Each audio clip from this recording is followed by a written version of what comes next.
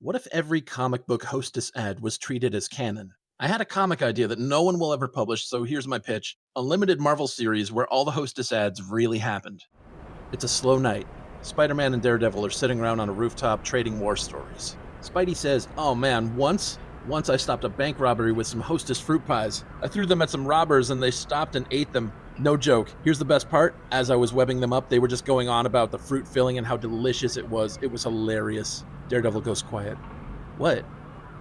"I once threw a Twinkie at a purse snatcher. He stopped and ate it and talked about how good it was while I tied him up."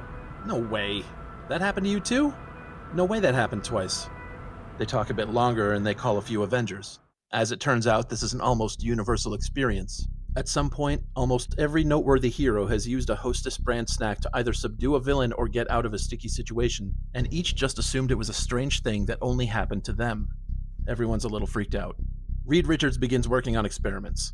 Does it work with just anything with the Hostess logo on it? Does it work with Little Debbie? He can't draw a conclusion aside from that using Hostess brand baked goods in a dangerous situation seems to be a universal cheat code for reality itself.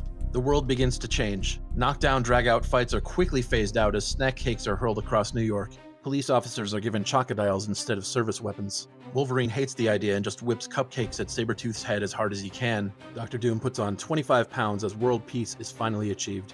Wait, wait, you know who I could pitch this book to? Mad Magazine. Yeah, Mad might like this. I'm gonna take this to Mad Magazine. Okay, so like I was saying, the DC Universe is now using baked goods to solve all of their problems. Wayne Tech buys the baffled Hostess Corporation and distributes ding-dongs nightly to Arkham Asylum patients in addition to their meds. Gotham's crime rate dips to unforeseen lows. The Legion of Doom disbands, unhappy about the situation but seeing no way around it. Superman flies an enormous warehouse full of zingers and honey buns out into space, and Apocalypse quickly becomes a utopia.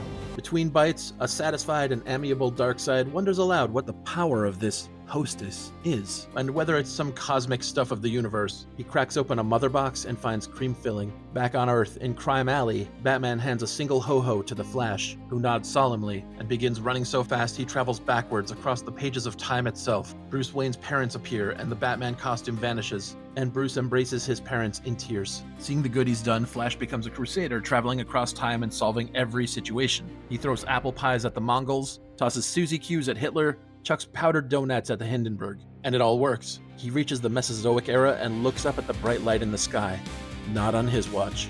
He lobs a cherry pie at the asteroid, and the Cretaceous Tertiary mass extinction event is averted. A shock runs through him, and he realizes he's averted the extinction of the dinosaurs, and thus the mammals can't rise to prominence, and he's blipping out of existence. If only he can reach the package of Hostess snowballs at his belt, he could undo this. He's moving fast, maybe faster than he's ever moved before, but he's too late. The Flash, and every human that was ever to be born, winks out forever. Cut back to the modern age. Two dinosaurs are standing over the smoking ruins of a spaceship in a field. In the ship lies a Kryptonian infant in blue and red swaddling clothes labeled with an S. One of the dinosaurs looks at the other and says, "Hell if I know what it is."